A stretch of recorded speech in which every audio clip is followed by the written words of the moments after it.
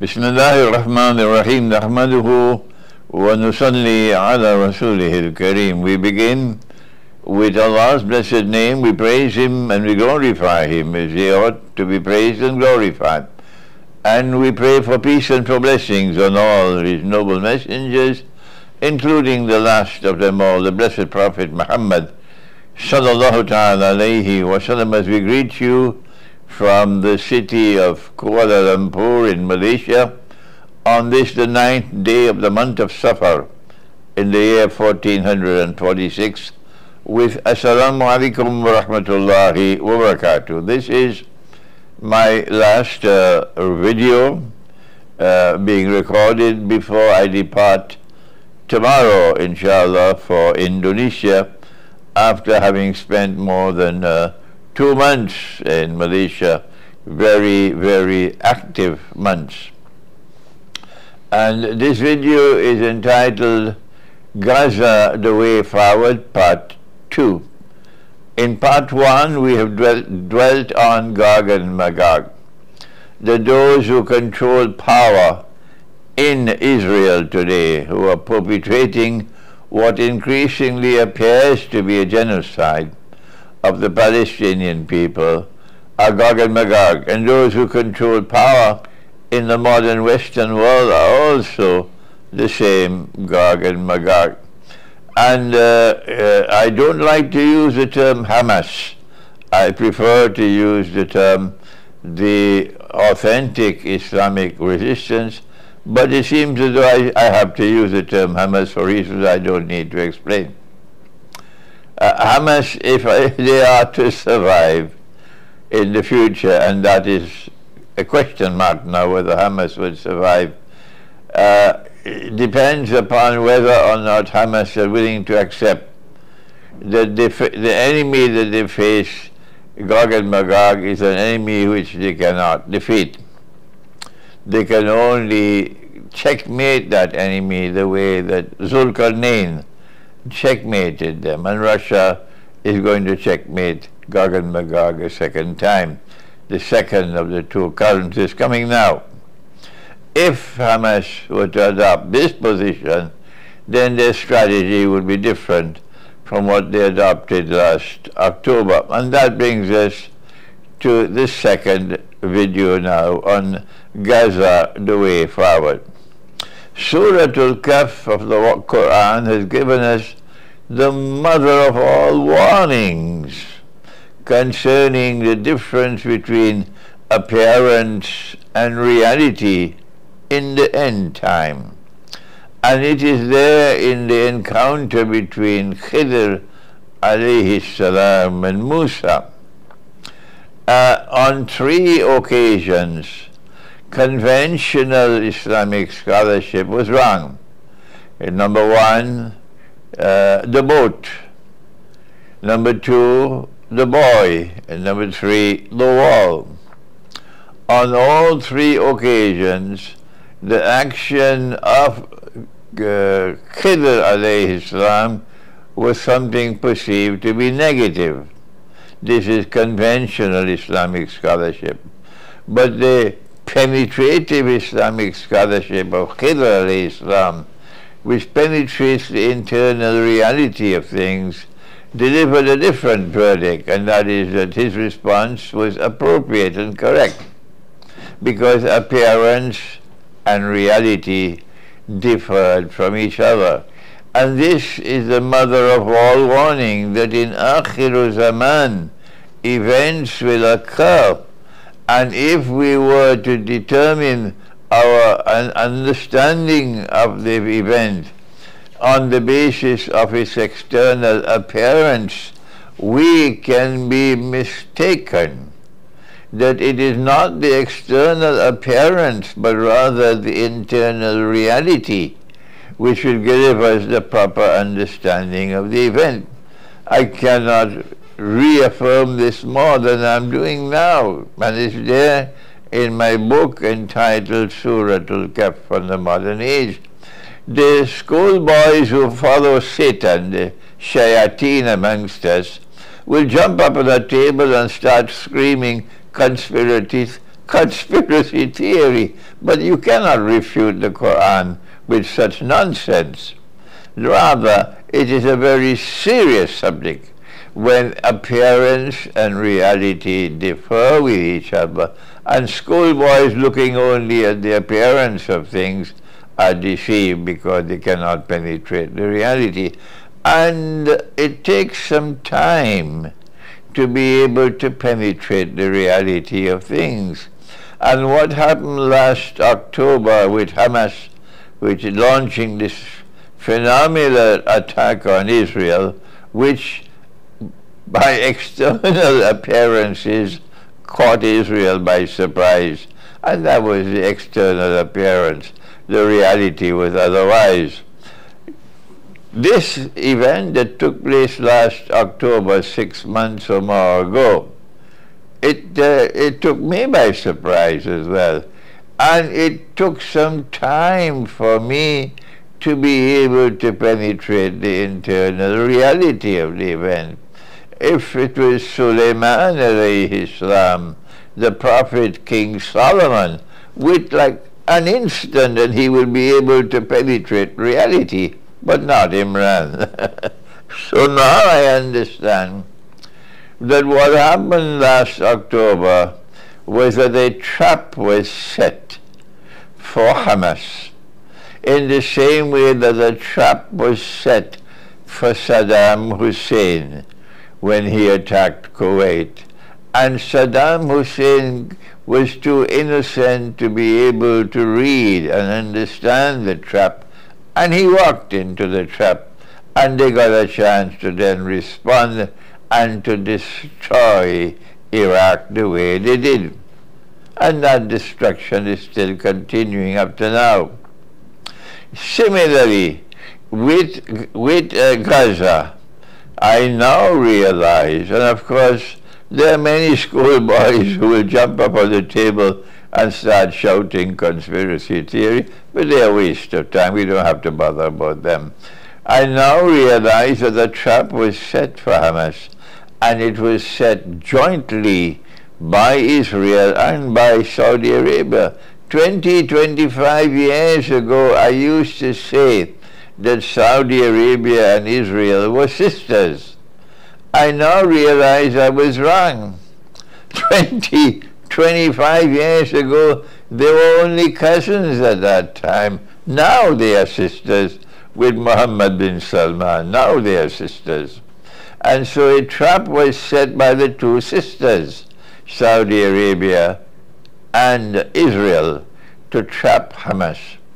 And that is how Hamas was led to believe that if we do not attack at the time when we attack, Saudi Arabia was going to recognize Israel. That was the trap. And Hamas fell for the trap. It was part of the trap. And it was Saudi Arabia who assisted Israel. On Judgment Day, I believe the events will be confirmed as I'm saying it is now. I am confident of this. The Saudi Arabia assisted Israel to have the passage through which the weapons which were intended for Ukraine were siphoned off, and instead they reached Gaza using contacts in Saudi Arabia. And Hamas was too innocent to realize what was happening. State-of-the-art weapons and drones were able to reach Hamas in Israel because it was part of the plan.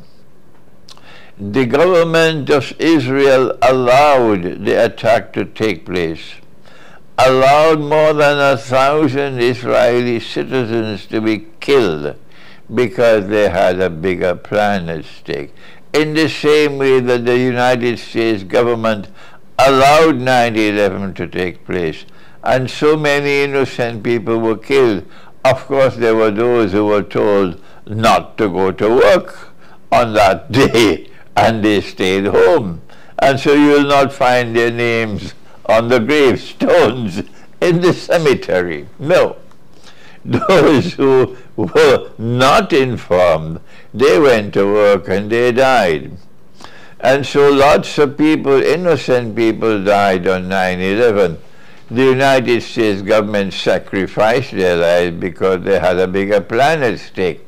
They wanted to be able to pin the blame on Afghanistan, to be able to send their troops to Afghanistan, not just to subdue Afghanistan, but it seems to me as though the larger plan was to try to reduce, to denuclearize Pakistan. But that did not succeed. They did not subdue Afghanistan, and they did not denuclearize Pakistan, but they created havoc in the region in consequence of 9/11. Similarly, the plan of the Israeli government in allowing Hamas to launch the attack in October, knowing that the attack was coming. They were warned that the attack was coming, and they allowed it to take place, just as the U.S. government did, in order that their plan could unfold. What was the plan? Why did they allow Hamas to launch that attack? Why did they allow the weapons to get into Gaza, with which the attack was launched? And why did they allow the attack to be launched and 1,000 or more Israeli citizens to be killed? Why? Answer number one. They hope that as a consequence of the chance now, the implications of the attack that launched by Hamas was that they would now be able to respond and do things to Hamas and to the Palestinians which otherwise could not be done, because public opinion would not allow it. But when Hamas launched that attack, they now got favorable conditions to respond in the way that they responded. Why? What plan are they following? Number one, to try to turn the Palestinian people against Hamas, and therefore to be able to eliminate Hamas as a rival, as a force hostile to Israel. They would prefer to get secular Palestinian nationalism in charge of the Palestinian people rather than the Islamic resistance. That plan has not as yet succeeded. And I am recording this video hoping that these words will reach Gaza, so that our young men in Gaza, our young lions, will not abandon Hamas, would continue to be recruited to join the ranks of Hamas. I call them the Islamic resistance, so that Hamas becomes stronger than it was even before. However, the risk is, despite the fact that I'm making this appeal for more and more young men to join Hamas, the possibility exists, I have to accept it, that Israel will continue to inflict more and more horrible massacres of Palestinian people, and no one will be able to stop it until the Palestinian people have suffered sufficiently to be able to blame Hamas for their suffering and then turn against Hamas. That would be Israel's first success. The second plan that Israel has, that I'm now realizing, is that they want to drive the Palestinian people out of Gaza. And that is why all the Palestinians from the north have been driven down to the south. And as they're being driven out, Israel is destroying all the buildings. So the place becomes uninhabitable. Even if there is peace, you can't go back, because there is nowhere to go back to live. And Israel would not allow the reconstruction of buildings. So the plan seems to be ethnic cleansing. Get the Palestinians out of Gaza. Where to go? At this time, they are trapped in the south of Gaza, either in Sinai or in Egypt. And if the bloodbath continues sufficiently, then the barriers might break one day, and the Palestinians are going to flow out of Gaza, and there'll be no one to stop it. Egypt won't be able to stop it. The Egyptian armed forces will not obey the government to prevent the people who are suffering beyond endurance from escaping from further suffering. The third plan, this is number one, to get Gaza, the people of Palestine, of Gaza, to turn away from Hamas, to remove Hamas as a force from Gaza. Number two, to get the Palestinians out of Gaza, so eventually Gaza will become peopled by Jews and become a part of Greater Israel. And number three, that the massacre, continuing massacre of Muslims and Christians in Gaza will eventually reach such a terrible state that Hezbollah will not be able to restrain itself and open a second front against Israel.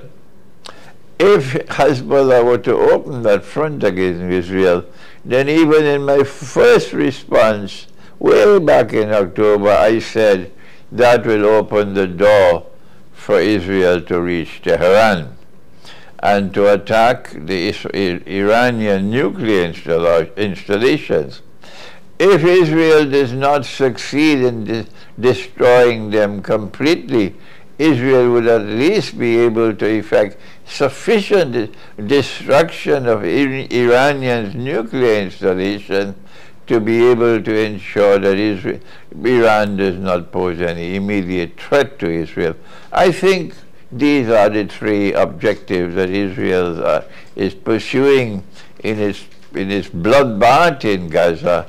And if Allah subhanahu wa ta'ala is on the side of those who are believers, then it is not just by praying to Allah that we survive, but by following the guidance in the Quran, which I've given in Gaza, the Way Forward, Part 1, and that is that you have to respond to Gog and Magog in the way that Zulkarnain did. Thank you. Wassalamu alaikum wa rahmatullahi wa barakatuh.